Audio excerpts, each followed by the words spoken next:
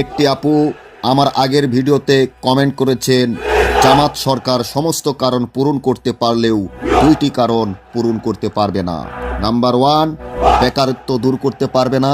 Number 2, গরিব দারিদ্র মানুষের মুখে হাসি ফুটাতে পারবে না। মানুষ চাইলে সব কিছু করতে পারে।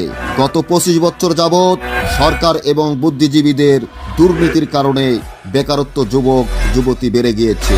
গরিব দারিদ্র মানুষের মুখের হাসি কেড়ে নিয়েছে।